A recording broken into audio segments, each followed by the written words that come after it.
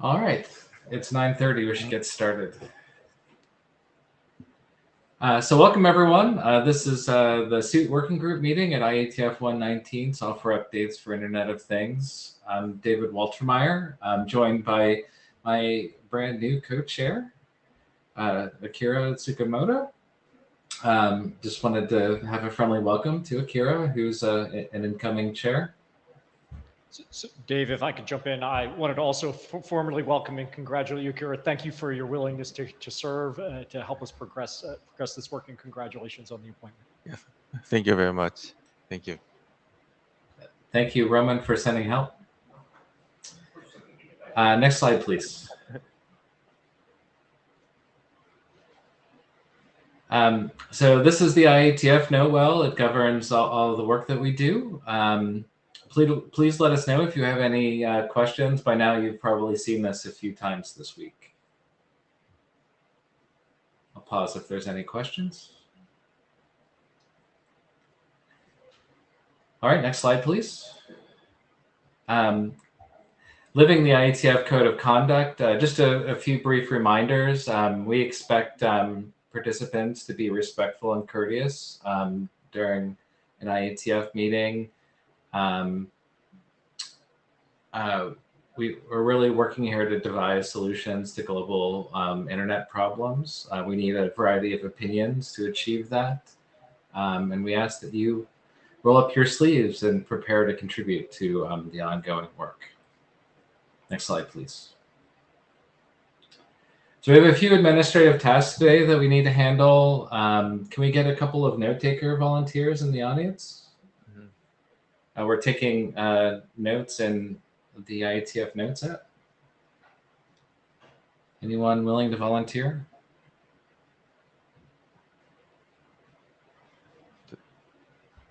We're happy to wait. Yes? Happy to wait until we have a note taker. Anybody note taker?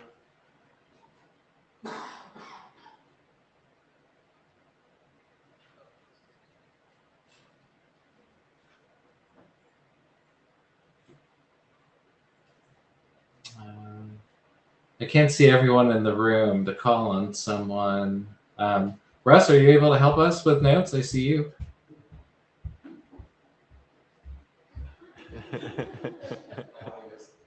He said okay. Perfect. I see, is that Tiro in the background? Are you willing to help us with some backup notes when Russ is at the mic?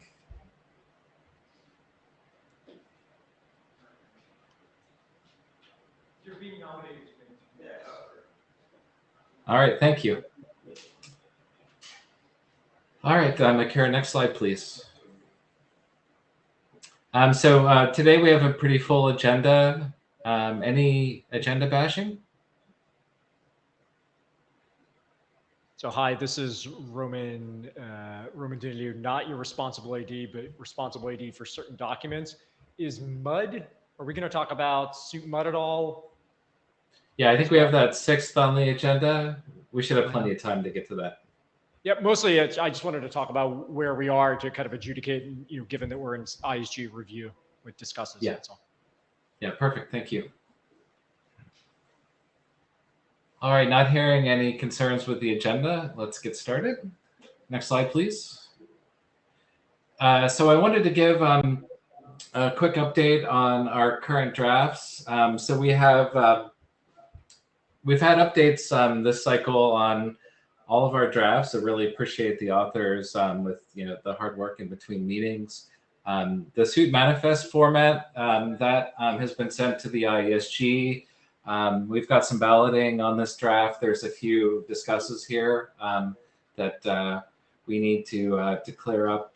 There's also some questions about the Shepherd write-up, and I believe, Russ, you might have submitted that we need to clear up. We'll talk about that during that segment of this session.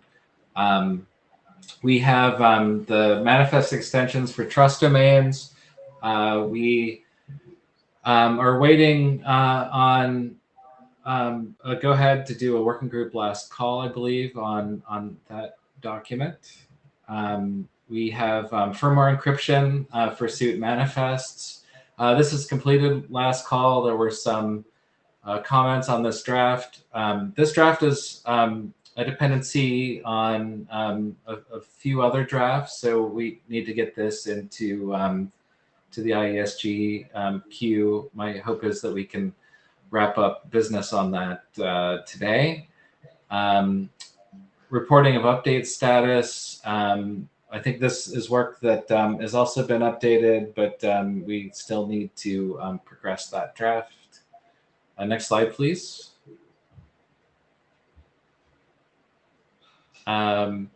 Suit Mud, this is also with the ISG. There's a discuss that's remaining against that that needs to be addressed. I think we have a similar problem with the Shepherd write-up that we need to address there. We'll talk about that. The suit MTI, this is also a dependency. We have, I think, gotten to a point where we've achieved working group consensus.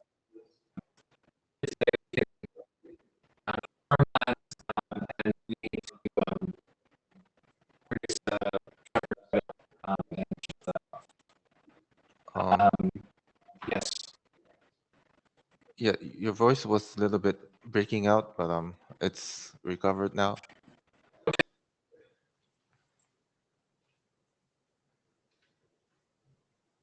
Oops. Oh, we lost him.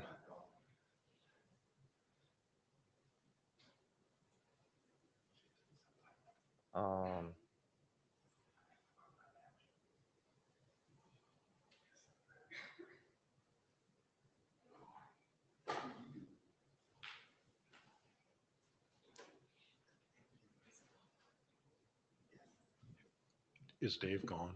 Yes, he's gone. Yes, he's gone. Well, AES counter CVC mode says with the RC editor, it's been published. Excuse me. It's 94.59 or 49 or whatever. Oh, I see. Oh.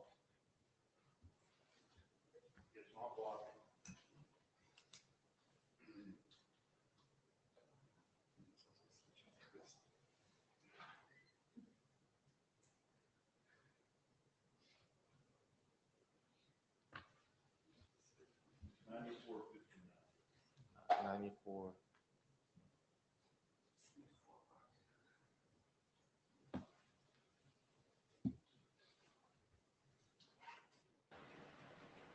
Just reconnected. I think that.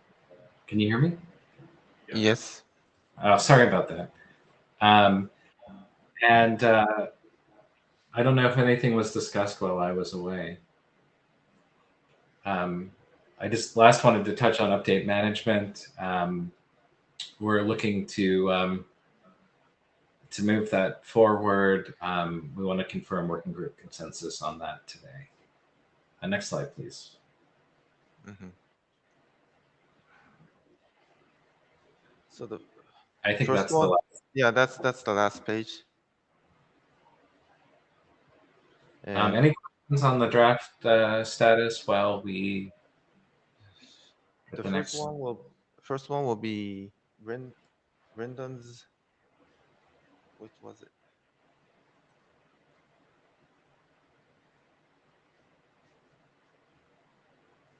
We should have a manifest format up next. Yeah, manifest. And we have Brendan. It's good to see you, Brendan. Mm-hmm. I'll Yes, try and slide it stay up. awake.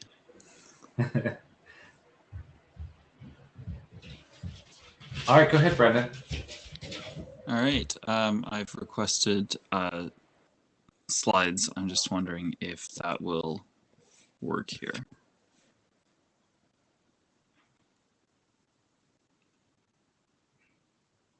Your slide is showing. Yes. Okay. Well, then I'll ask for advances then. Next slide, please. So the primary thing here, we did updates from the AD review. Thank you again, Roman, for your extensive review on that. So we have taken into account the feedback that you gave us, and the primary thing that we did this time around was added a mapping from the requirements that were defined in RFC 9124 to the manifest features. So this means that everything in the manifest information model is now has an entry in the security requirements section of the manifest draft, and it's clearly defined whether or not each particular element of that is implemented in the manifest draft itself, or whether it is implemented somewhere else, or whether it's not implemented at all, or TBD. So particularly we highlight, as I said, the missing elements and direct to appropriate extensions where possible. There were also several editorial updates that went into that. Next slide, please. So there's new discusses that showed up at the end of February. There's a number of editorial things that need to be sorted out. We need some clarifications on the instructions to expert review. There's a few sections where it sounds like IANA wasn't certain whether we were looking at using expert review or specification required. So we need to nail that down and make sure that it's clear. There's a couple of elements of editorial improvement where we've need to update some references, fix or add some terminology, and remove the section where negative integers are defined in the IANA section. That just needs to come out. But there's a possibly bigger question here, which is around the use of URI references. So URI references are used and highlighted in the manifest format pretty extensively. It was brought up during discussion that these may preclude the use of UTF-8 and therefore internationalization. That being the case, the question that I have for the working group is, should we be using IRIs instead? If we're not using URIs, should we be using IRIs? And if that's not the case, then should we be using something else? Or how are we going to handle internationalization of URIs? So if there's any feedback from the working group, this would be a great time to have it. I think my proposal essentially is, if we are going to go ahead with nationalization, we should probably reference IRIs in RFC 3987 rather than URI references from RFC 3986.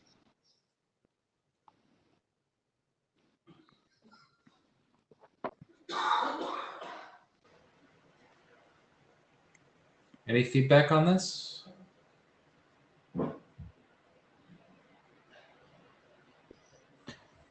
Brendan, Yep.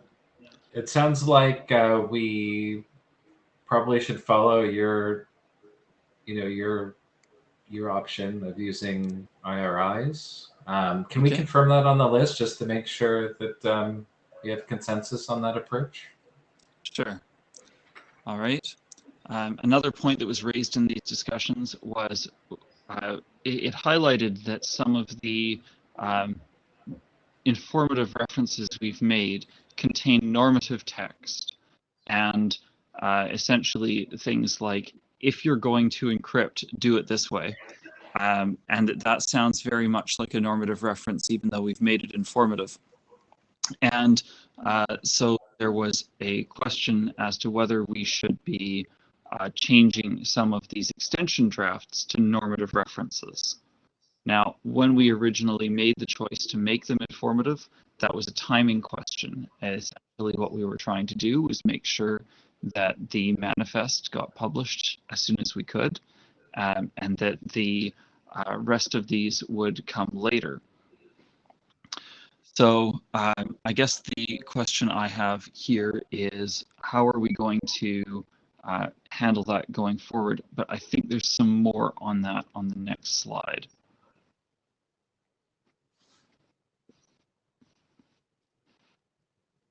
Yes, excellent. I did remember that right. Right, so there are a fair number of editorial updates that are coming into this draft as a result of the discussion. So this is going to take a bit of time, unfortunately. I thought we were closer to being done, but we need to get through and make sure these discussion points are cleared. And as I've mentioned, we definitely need the working group input on internationalization. And I think that IRIs are probably the right answer. And there seems to be some conversation in the Jabber channel to support that. We also need to make a decision as to whether we are going to change to normative references and create probably a fairly large cluster. So if there's feedback from the working group on whether to change those references to normative, I would appreciate that feedback as well. But I guess we can defer that to the list if no one has any immediate comments. Next slide, please. Brendan, before we move on, I was just going to ask if Roman or our ADs have any guidance for us on what we should do as far as clustering. I know a lot of the TEEP drafts depend on these, so there could be some impact timing-wise there. Hi, this is Roman again, not your responsible AD, but your AD for your documents. Yeah, generally you'll notice with both this document and on the MUD document, there is concern by the ISG about clustering, in that they would like to see some of the dependencies kind of done together. So for example, the MUD document is largely just blocking with the discuss kind of on this one. I think the references really do seem normative, especially around how to do the security things correctly. But you're also correctly observed that this will create a cluster situation. I'm in a sense not sure how you plan to kind of decouple it. So I'm not sure it is decoupleable. My big concern with regards to this, I don't think it'll create a delay because, frankly, I think it's close enough to done. But what happens with the MTI draft going forward? We've always assumed that MTI was going to get revved pretty soon, arguably as soon as NIST standardization of PQC algorithms is done, to the point that we can, make an update there. But so obviously that won't be a cluster because that's a new draft that replaces an old one. I guess I'm just curious how that kind of thing is going to impact this. Brennan, are you asking me? Yes. Oh, well, if maybe I'm not understanding all the documents kind of in play. There's the MTI document as we have it, and then you're envisioning there would be an update to the MTI document? Almost certainly. Okay, so I think in that case, your intuition seems exactly right, which is whatever is that update is some document in the future, and we probably shouldn't be considering that. We have an MTI document with a certain kind of set of guidance. Let's get that one moving as quickly as we can, since that impacts what we're doing here with Suit Manifest, and then we can push at least these three together. All right. Let's go to the next slide, please. Okay. So this is sort of, there's some background here. One of the following drafts, the multiple trust domains draft, is going to raise the question of separating the fetch and install procedures. Essentially, the argument that I'm going to make in the next presentation is that the update procedure is actually notionally two sub-procedures. There's a procedure for fetch and a procedure for install. Now, that's going to be important if we have fetching happening separately, like in a separate trust domain from installation. For example, if you're doing differential update using a dedicated installer image. Now, that means that in the multiple trust domains draft, we're going to have to define a candidate verification update, or sorry, command sequence. The reason I'm talking about that here is because of the impacts it might have back onto the manifest draft itself. Next slide, please.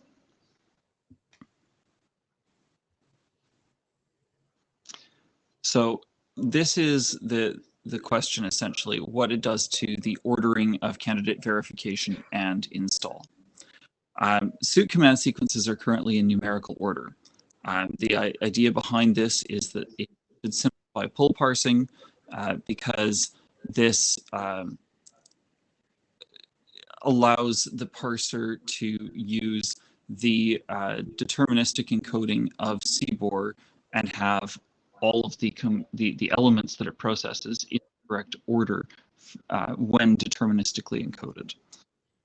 The issue that we have here is that if we insert a new command sequence that needs to happen before install, well, we don't have a space between fetch and install. Fetch is 16, install is 17. So the question to the group, and this has already been brought to the list, but the question to the group is, should we change the key for install to a later number? I've already, as I said, I've already brought this to the list. There was no feedback at all, except from the contributor who asked for candidate verification in the first place. It seems late for a change like this, but I'd like to see if there's any feedback in the room for changing install.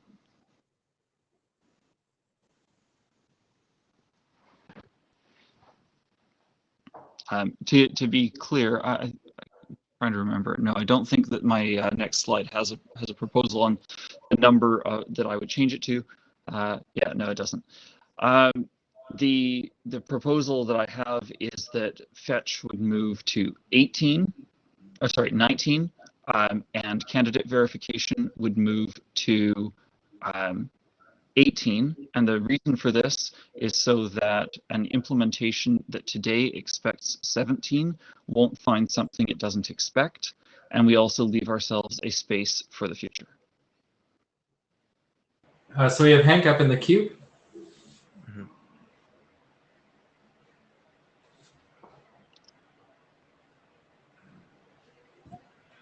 Sorry. Briefly, sorry, go ahead. Yeah, this is Hank. I'm not wearing a badge. I apologize. I lost it somewhere. I'm okay with your proposal because there was no strong pushback. I agree it's very late in the game and that is weird. But if we don't get any, I want to say, implementers' complaints, I think your solution is absolutely okay. And I would just run it. Although I have a weird gut feeling that it's somehow not okay, I would say if there's no pushback, it's okay.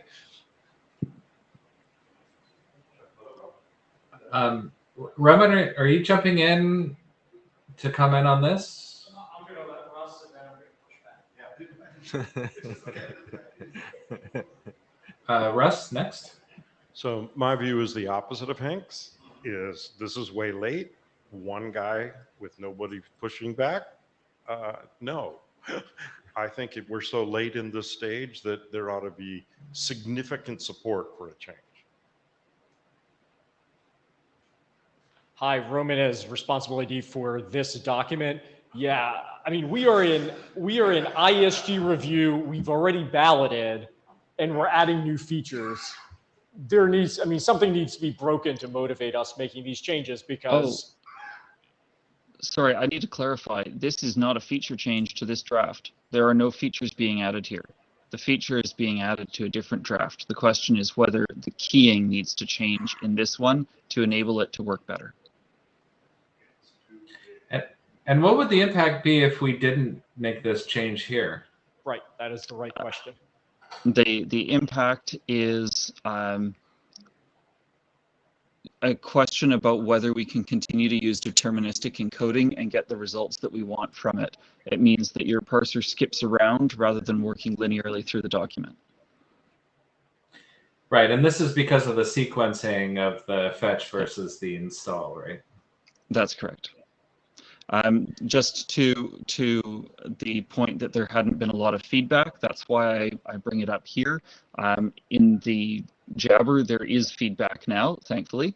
But again, we're still looking at 3 pieces of feedback now in total, rather than a lot. So we have a +1, and as an implementer, the key doesn't matter. So I don't want to make a game time decision because I don't feel like I have enough information of the scope and scale of what we're talking about. Maybe I can talk to the working group chairs, because depending on the size of this, we may need a working group another working group kind of consensus check. I don't know the size and scale. Do we need another IETF last call check? So is it right to say that the renumbering, this is basically just a renumbering of the IDs within the model? That is correct. It is a renumbering of just changing install from 17 to 19. That's the only question. Really? Is it?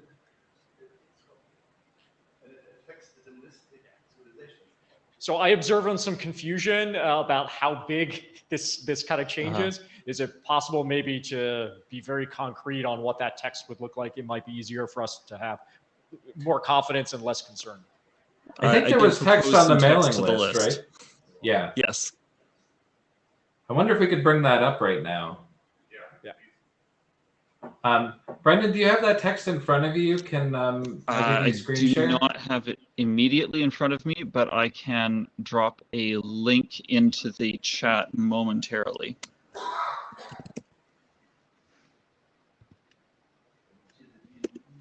Sorry, this will just take me a moment. I should have had that ready. My apologies.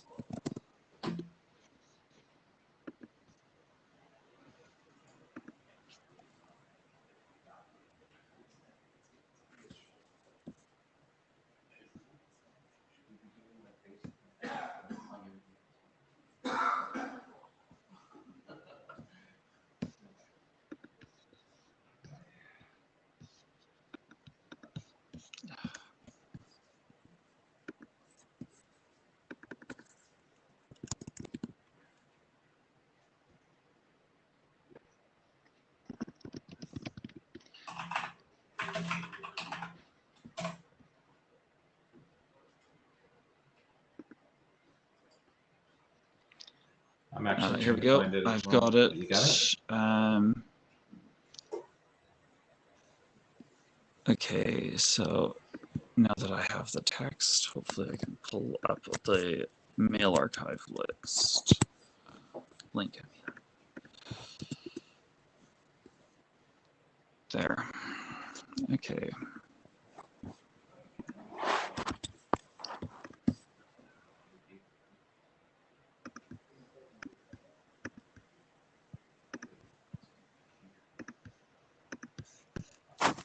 There we go.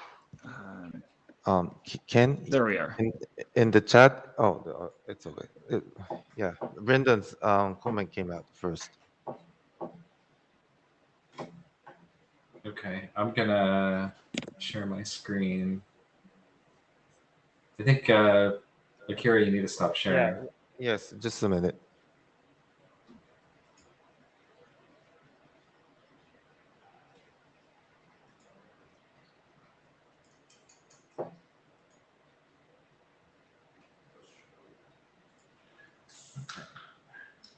So effectively, if I'm right, this is the change that you're suggesting, right? That is precisely it.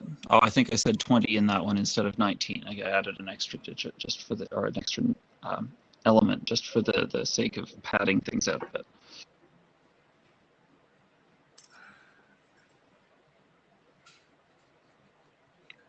So now that we have a clear indicator of the change, anyone have any further comments on this?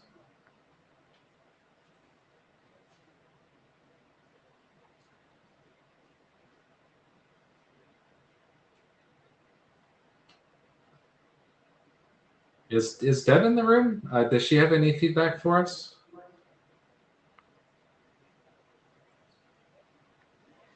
Hi, Deb is not in the room, and I don't believe she's online or going to be able to join us for this session. Okay. Well, I guess we're going to have to.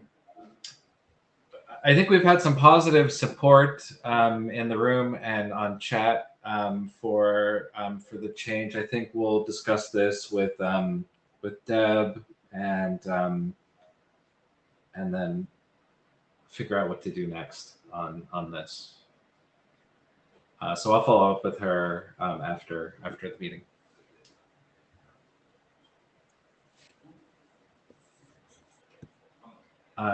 Brendan, I can give sharing back if you want to continue. Okay.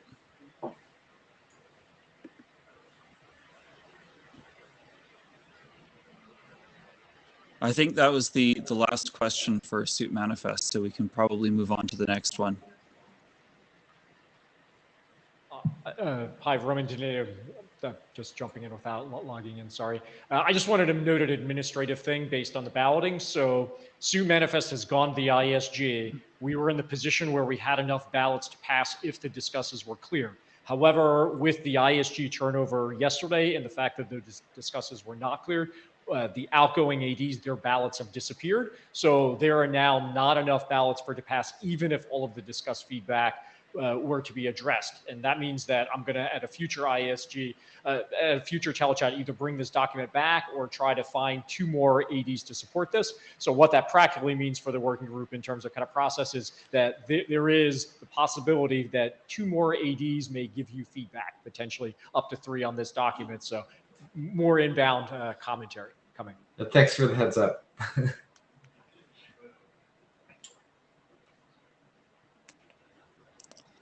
So this is then Hank, trust me. As a clarifying question, so whatever we do, we lost these 2 ballots in any case. So that's actually a benefit. So we can get 2 new fresh inputs on this, and they might be positive, and then it's all good. Wow, that is the most charitable version of the ISG review. That's wonderful. That would be wonderful. The way I would frame it is the 2 discusses that, so there is comment level feedback, some of which has been addressed. Phenomenal, kind of thank you for the responsiveness. There are 2 discusses which have not been addressed. That needs to be done. I just wanted to warn the working group that there is not surprise that if those 2 discusses are addressed, that the working group think we're done, we can kind of proceed. I just wanted to provide advance warning. There is the 2 more ADs need to either put a ballot in. It is highly likely they will have more feedback for you. So there's a little bit more work to likely do. And it may be, depending on how I bring this back, up to three more ADs, maybe 4. Okay. Well, we'll deal with that when it comes. Thank you. All right, so we're ready to move on to the next draft. We have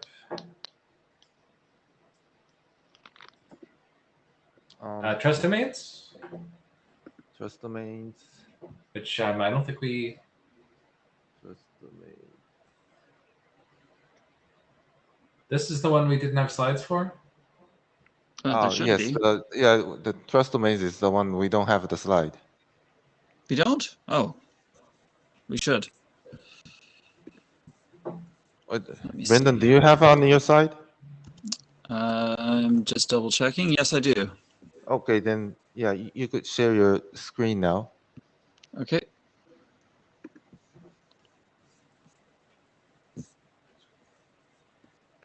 And if you could post these to the data tracker right after.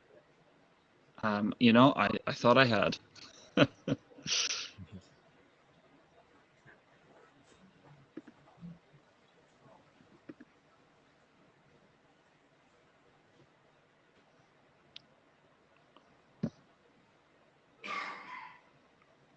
Sorry, just one moment here.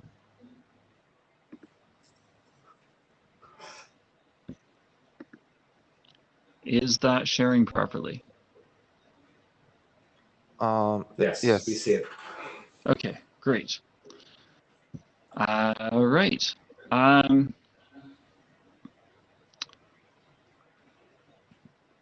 We see candidate verification sequence. There, perfect. All right, we're here. So there are two major changes since V5. First, we removed delegation chains, and we moved that to a new draft in the COSI working group. So that is now going to be the draft you have there. This is because it's a generic approach to delegation of authority. And so it probably belongs in COSI rather than in suit. That would be a bit weird for us to define a delegation of authority document here when it's a generic tool that should exist in COSI anyway. We also added candidate verification as that adds several new use cases, as I've mentioned previously. So the big change is in this question of trust change between fetch and install.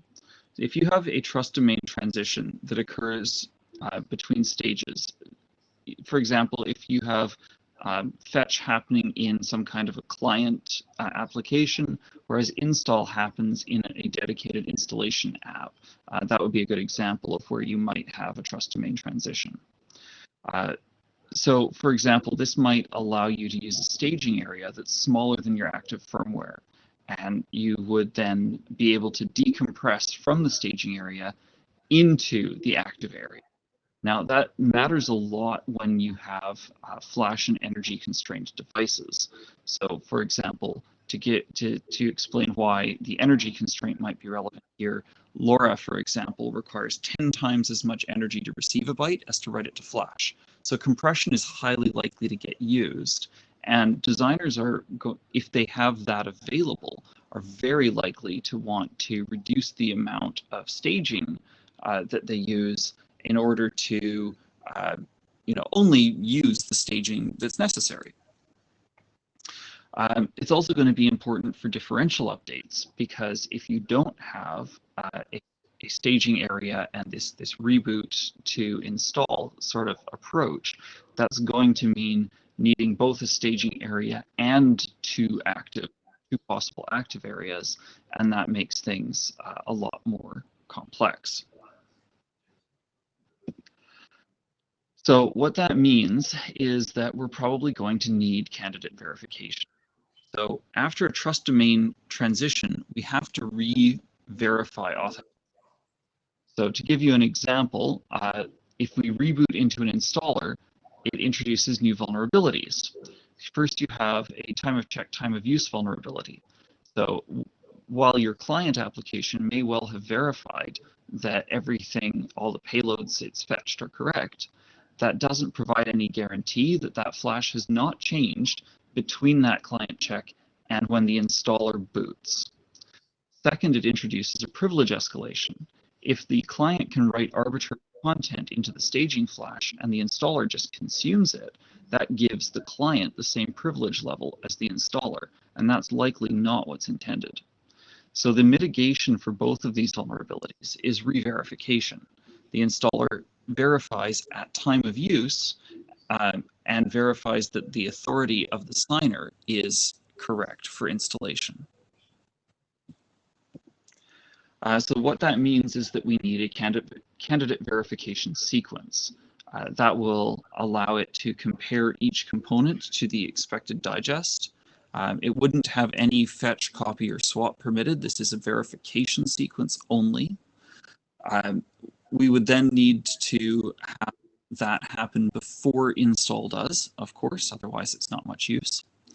The proposal, actually I clearly have slipped on the proposal because as we just saw in the text I proposed to the list, these were 19 and 20, not 18 and 19. My apologies for the slip up there.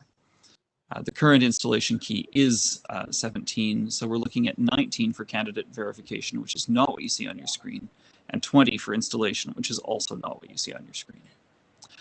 Brendan, just a quick point. Can you correct these in the slides before you upload them? Thanks. Absolutely. So this would ensure that current implementations detect that installation is not there, it's moved to a new location. It would also open up space for future expansion if that were needed, though I do hope that no more instruction sequences are needed. Right, that's it. That is where we are. If the working group comes to the consensus that we can't move installation because it is too late in the game, then what this will mean is that the parser needs to skip over installation, then do candidate verification, and then skip back to installation. Now, that's not a huge ask for the parser, but it is unfortunate. I can't actually see the screen since I'm presenting, so I will ask if there's any questions.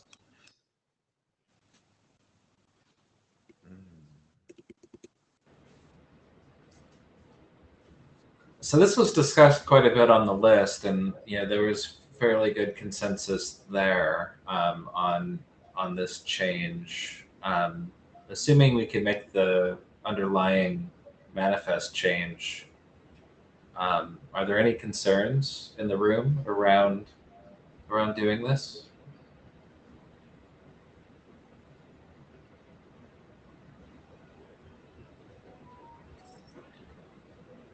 So not hearing any, we need to clear the ISG issue around making this change, but it sounds like we've already confirmed on the list that this is good. So assuming that happens, we should probably move forward with this. And the current draft has been updated to reflect this, right? Yeah, indeed. So as I said, the two major changes since version 5 are we removed delegation chains and we added the candidate verification sequence. So the question that's being brought here, just a keying question. The rest of the changes have been made.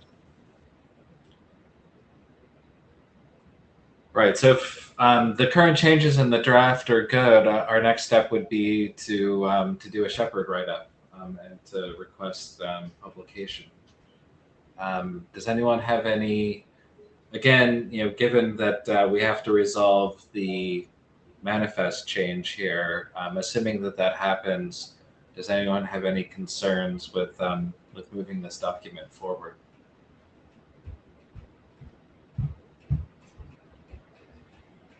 Okay, so I'm not hearing any. Dave Thaler, you're in the room, I believe. We had talked before about maybe, since you were the original document shepherd on this, would you be willing to shepherd this draft? This is Dave, and yes, I'm still willing to act as a document shepherd if that would be useful. Yeah, that would be helpful. So can we note, once we clear the issues around this, that Dave will do the shepherd write-up?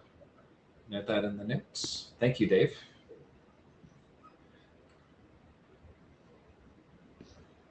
All right. Well, we'll try to clear this issue, and then we can move this forward. So thanks, Brendan, and all for all your hard work on this. Thank you. I think up next we have firmware encryption.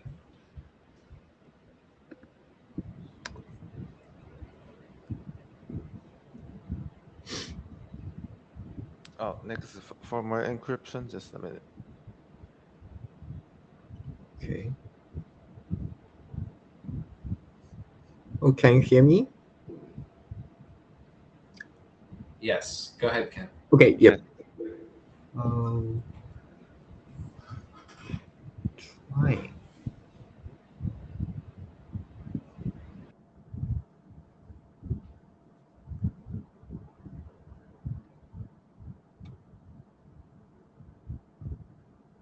Oh. Please go ahead, Ken, whenever you're ready. Oh. On my laptop, I cannot see any slide. Yeah, we're on the title slide at the moment. Okay, so next slide, please. Okay, this is the status of this document, and we have changed a little bit bigger. So there are some reasons because we have updated examples and you know in the so and we need another update for the example if the value for the key value for install has been changed. So and there are some feedbacks from 3 people, and lastly the document was restructured. So let me try to explain it. Next slide, please. Okay. And now all examples are generated with Python code. As you can see in the slide, so it's Python code, and every examples are checked. So it means the grammar CDDL grammar is checked, and the binary matches the CDDL grammar, CDDL notation. So maybe I believe it is important for reviewers that the examples are correct, to check the examples are correct. Next slide, please. I'd like to talk about more here. Thank you, Christian. Maybe you are in your home. Okay, remote. Okay. There was a review from Christian. So it is only I show the digest on this slide. His reviews are more and more, but I would like to talk about only 2 things here. It was not clear the reason why the structure must be a 0 ranks by string. So as we use AES-CTR mode and AES-CVC mode, we cannot add any AAD, so additional authenticated data. So we had added some extra explanation for here. And another comment, more and more flashes are protected and written at page level. So we added or larger unit. So, and next slide, please. And there were another review from Rude. I'm not sure his pronunciation. And yeah, he asked a lot, and we had to add more and more explanation here. So one is added remark that beside confidentiality of the binary, confidentiality of sources may be required. So okay, so that you can see the text in the green box. So the point is that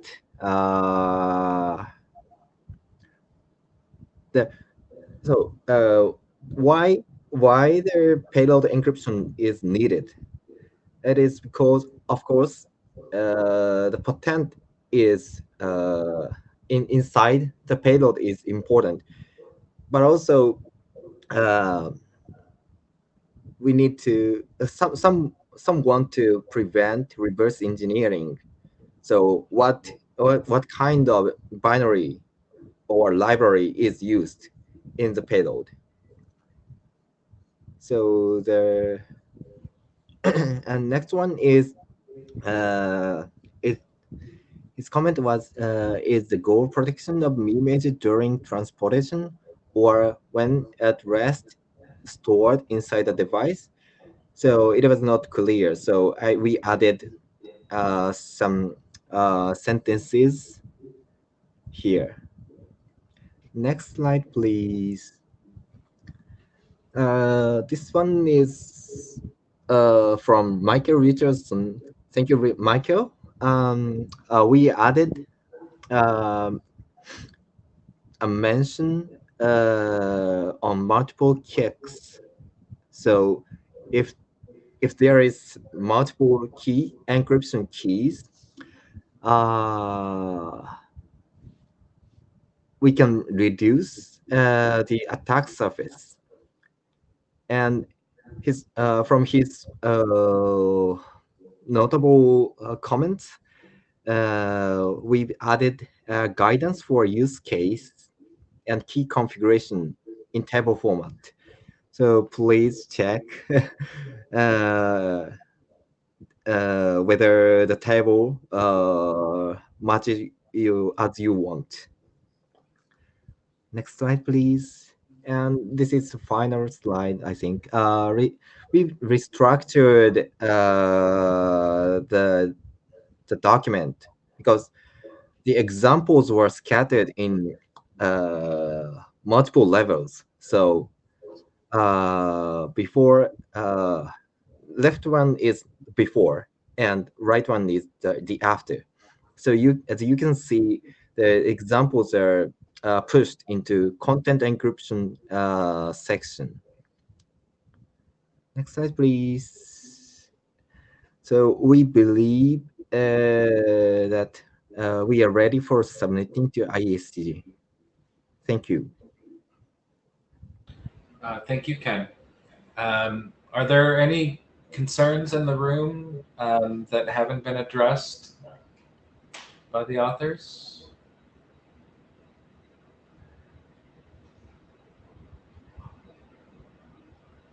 Specifically, if any of the reviewers are on the line, if you could confirm that you're good with the updates.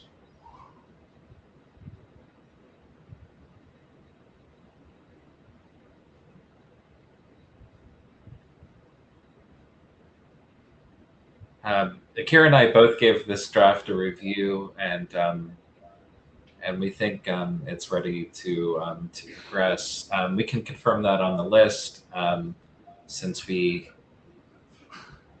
haven't yet heard from the reviewers. We'll do that if we could add that to the notes. At this point, I think we need to start preparing the Shepherd write-up for the draft, which we can do concurrently with confirming consensus. Akira, you volunteered to write up the Shepherd write-up for this. Yes, and Russ is in the queue. Oh, Yes. Russ, go ahead, please. Hi, I think we have confirmed on the list like 3 times. This thing's been in lost call for over a year, right? And It has. great, that stimulated a lot of conversation. But right now, everybody says they're happy. So hit the button. All right, so we'll do that after we have the Shepherd write-up.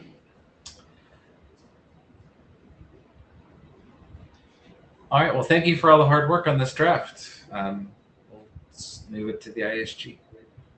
Thank you. I think next up we have suit report.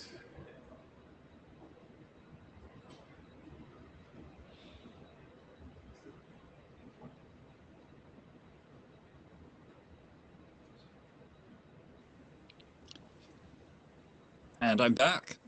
Next Yes. slide, please.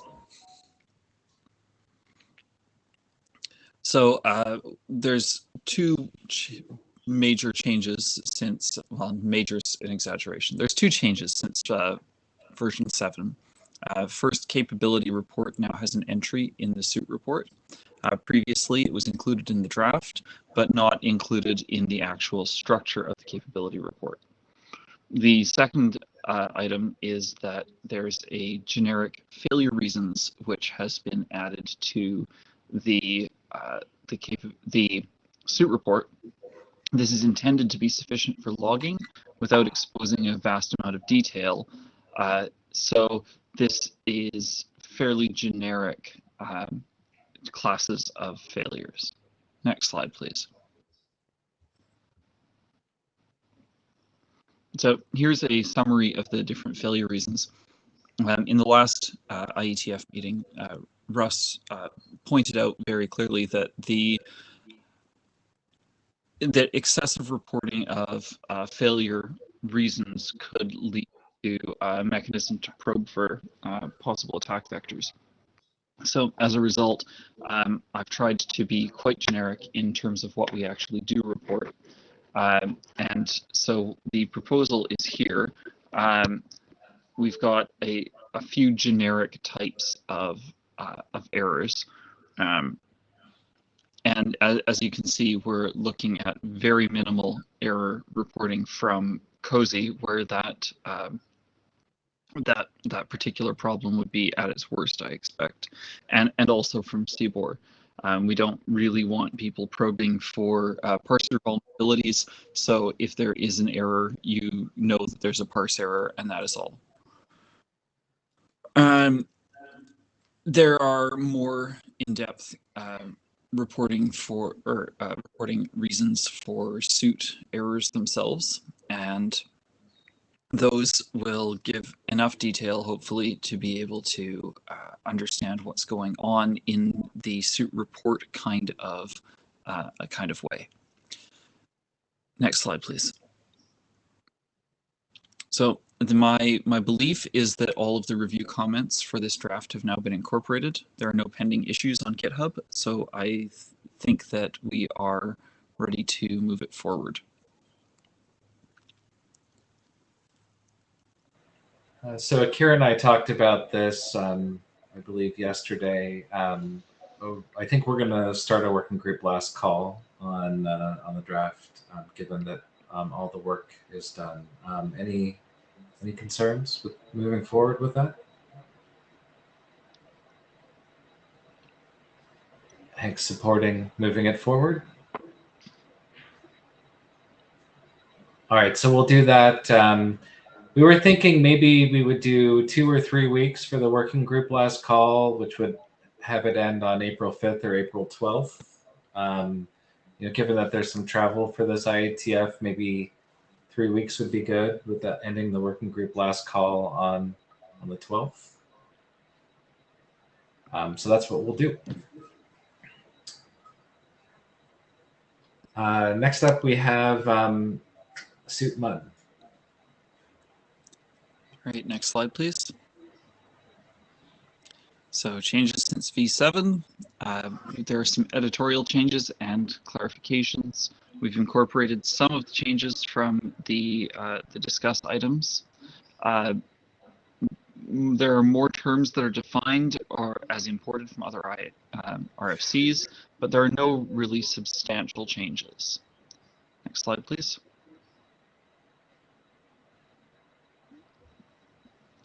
So there are a couple of pending updates on discuss items. There's a clarification on threat models and specifically attacks against the MUD manager. I'm not exactly sure whether that is something that we can solve in this draft. So that's a bit of another question. Maybe we need to put a little bit of text in there to explain that what's going on with respect to essentially moving the attack surface from devices to the MUD manager, and that is indeed the desired effect. We do need to improve the clarification a little bit on the value of coupling the MUD URI to suit, and essentially pointing out that updates to the URI are tied to, occurring simultaneously to updates to the firmware, and that there's a benefit to doing that. Whereas the other approach that gets discussed, including the MUD URI in the device certificate does decouple it and could lead to incompatibilities during firmware updates. The other question is whether that came up was whether the suit report would contain the MUD URI, and I feel after some of the previous discussion, I am compelled to ask whether that should be an IRI instead. We have someone at the queue. Yeah, Dave in the queue. The answer to your question, Brennan, is no. In other words, what you're passing around in the protocol should always be a URI. If you want the longer version, here's some teasers. IRI is fraught with a number of problems, including the fact that what was specified by the IETF is not what people actually implement. IRIs are meant for display purposes. URIs is what's actually meant for actual resolving and passing around in protocols and things. And so I don't see any reason something should be an IRI. Your URI can already encode non-ASCII characters. It's just percent encoded and so on. You don't need all the extra stuff in an IRI, which actually has a bunch of interoperability issues associated with it. So that would be good feedback to pass to back to several folks who have mentioned that that we should consider internationalization of URIs, because there was an open question as to whether specifying URIs prevented internationalization. So that sounds to be like something that needs to get fed back to that particular reviewer. It doesn't, but here the real question is there a case that you'd actually want to, given that the MUD URI isn't for display for humans? That's not the primary purpose, right? The primary purpose none of is the like URIs in suit are for that. Fetch stuff, right? And so it's not Right, like you're indeed. expecting someone to type it based on what appears in the MUD or something. So, or even to display it on the screen necessarily. So I'm saying the usual reasons why that question would come up, I don't think apply here. So that's my opinion. Dave, a quick question back to you though. If what you're saying is true, then I think the same comment would apply with regards to the earlier feedback we got in the manifest around using IRIs versus URIs. Is that the right way to think about it? I can't comment on the manifest one. I wasn't in the room at the time that if there was a discussion or in this meeting for that part. But I'm saying, go ahead. It was proposed that we use IRIs instead of URIs to allow for, internationalization. Okay, so process-wise, here's the issue. In order to say IRI, you have to specify a reference for it. The problem is there's no agreement on what the reference is for it, and there's at least three different possibilities, right? There's the one that the IETF specified, which is what, 3987, something like that. I may have the number off slightly, but I think it's 3987, and that's the one that nobody implements. There's the BIS that the IRI working group tried to create and that closed unsuccessfully because it couldn't get consensus. And then there's what the what working group does, which is not an RFC, and that's what browsers actually do. Okay. And so the question is, what's an IRI? What would you actually reference? And I'm saying I don't think you could actually navigate that process minefield. And I'm saying I don't think I actually need to. Okay. Right. This ends up if you actually need to have the internationalization and things that get displayed to humans that humans type. Okay. I am not convinced that you actually need to for the purpose of the MUD URI here, right? Just to take another example, let's say, and this is not the case, but let's say that the MUD URI could only contain ASCII characters and could never use percent escapes. Would that break anything? It would make it inconvenient, but we're not doing that. We're saying you can still use percent escapes and things. If you want to have, %20 to put a space in there, well, you can, right? There's things you can do, but trying to specify all the normalization stuff, if all you're going to do is pass it to a resolver, which is I think all we're doing here, then I think a lot of those issues become a lot easier unless somebody comes up with something that I haven't thought of. So. No, that sounds completely correct, Dave. All of the URIs that we have in suit are for machine consumption. They're not for display. So if this is a display question, then it's irrelevant. Yeah, we're saying Hank, that you can convert an IRI to a URI, right, with any of 3 different references that you're talking about, right? And we're just saying what you put in the MUD URI is the thing after you're converted whatever IRI that you were doing at to begin with, whoever the user typed it in, if they typed it, okay, you convert it to a URI using your favorite mechanism that a browser does or an app does or whatever. The resulting normalized URI is what you stick in the MUD URI field. Hank is also in the queue. Yeah, hi, this is Hank. My comment for the +1 for IRI was if this does not add the brittleness that I was fearing it would add. So this problem from semantic web IRI is huge. And if we don't have to bring it here, that's okay. I was not entirely sure what the requirement was to bring it into this value field here. But if it's just internationalization, as Dave just said, that's in there for machines. So again, brittleness is the only thing that we want to avoid here. If Dave's strong opinion is that it's brittle, and then we shouldn't do it. So just to confirm, you're suggesting that we should continue to use URIs instead of IRIs. Exactly. So again, Okay. IRIs have certain use case scenarios, and I don't think that this is really necessary here. I was not aware that the working group effort led nowhere. Actually, I thought there is a standardized conversion between URI and IRI. I think we're referencing that somewhere. And but if that is not the case, then URI is the way to go. Great. That's the end of the queue. Brendan, do you feel like you have what you need to move forward here? I feel like I have an answer on whether it should contain an IRI. The question was still open whether it should contain a URI, the suit report specifically. And what's your opinion? There was a request for it, I think, and that's fine. I don't know if Michael Richardson is around because I think he was the one who had mentioned this, and I guess I'm just asking if he would support that. There was it was a clarification question. Was this in there? And it's not currently in the draft, and my question is, does it need to be? I guess I'm asking a question about a different draft, though, and that's problematic. Maybe I should take that back to the list. Let's do that. Okay. All right, please continue. Was that it? That was it for that one. Okay. Next we have MTI.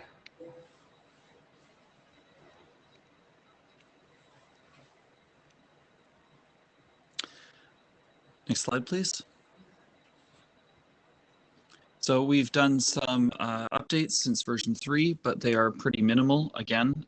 So what we've done is removed the HKDF references for ECDHES and changed them to AES key wrap.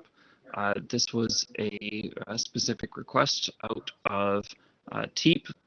Evidently, the TEEP working group does not want to use HKDF. They'd rather have AES key wrap. That's fine. So the recommendation was to change, rather than one of them, just change all of them, which is what we've done. We fixed a few formatting issues, and that is about all there was to it for updates. Next slide, please. There are no outstanding issues on this one. There's nothing open in GitHub, and as far as I'm aware, any of the feedback on the list has now been incorporated. So I think this one's ready to move forward as well. Anyone have any remaining concerns on this draft? If not, we would like to ship this off to the ISG.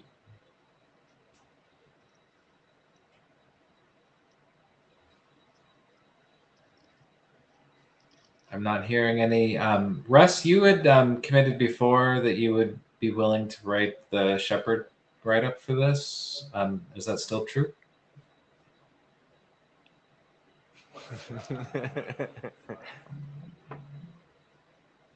Sorry, no. Okay, I'll talk with Akira and I will confer after the meeting, and we'll figure out how we'll get this done. So it sounds like we're going to be sending this one on as well. Last up, we have update management.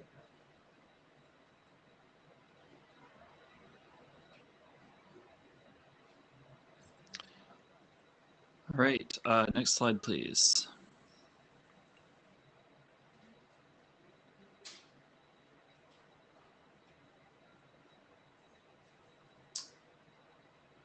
Go ahead.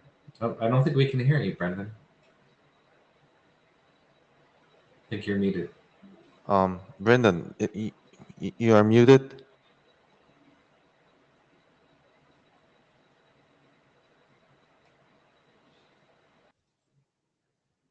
Oh.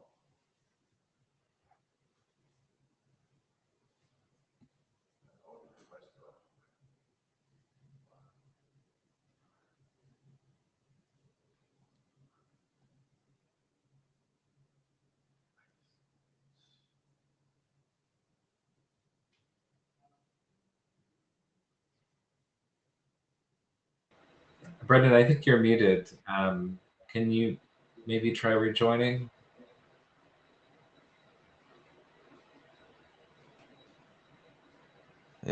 Oh, yeah.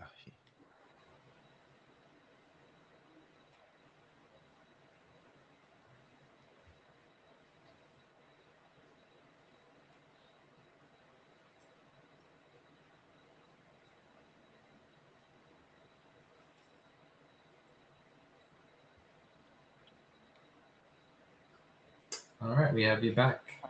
Do you have my audio now? We do. Yes. Oh, good. Okay. Right. So as part of the changes that we did, we added a little bit more information on semantic versioning. There had been some inaccuracies in how the semantic versioning encoding recommendations were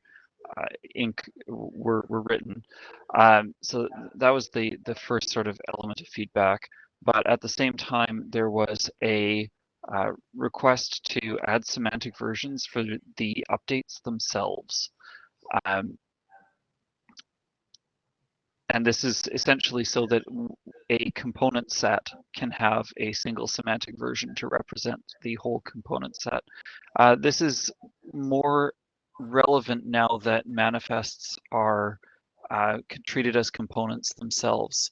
So that should hopefully clear up the questions about, for example, what does it mean to have a semantic version for a component that happens to be a manifest? Now that is something that can be defined, so that should be at least helpful in that context. We've also added the text representation of the current version. Now, next slide, please. Once again, this has moved forward, but this draft has had much less review than the others have. So I believe this draft does need some reviewers. The open issues that are there have been closed, but since it hasn't had as many eyes on it as the other drafts, it would be really helpful if we could get a few reviews done of this draft so that we know that we are ready to move it forward. If that's possible. Can we get any volunteers to that haven't reviewed this draft to give it a review?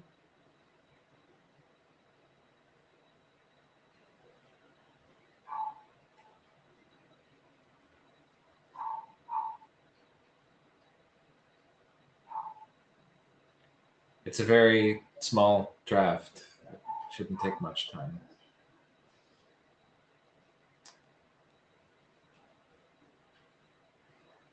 Carrie, are you seeing anyone in the room? Not yet.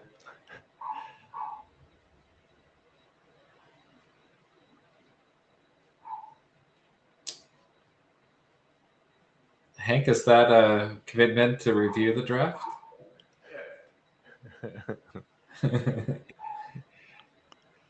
Appreciate that. If you could. Yeah, he's nodding Great. with tears. For what it's worth, I gave a review of the draft and it looks pretty good. I'll confirm that on the list. Thank you. Um, So I think that's all the slides I have on this one. I think that was the last one in my list. I'm not completely sure on that. I think that was it. yeah, I think that concludes all of the presentations for today. So we'll confirm, we'll get those additional reviews. We can then call consensus on this draft and move it forward. My hope is that we can do that in between meetings so that we can ship it off to the ISG ahead of the next meeting. So I think that concludes the business on working group drafts for the day. Is there any other business? We've generally had a full agenda in past meetings. We typically haven't gotten to this point.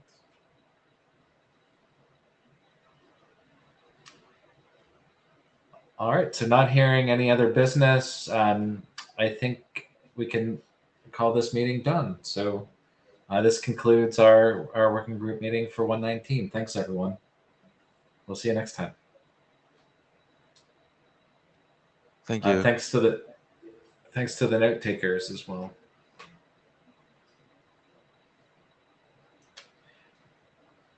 Akira, while I have you here, we should probably sync up. Do you have some time either later today or tomorrow? Yes. Okay. Go ahead and do that. I guess I'll send you some email and we can coordinate a meeting.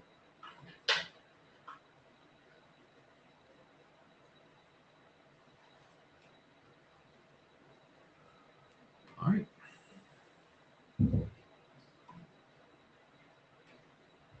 Well, thanks, everyone.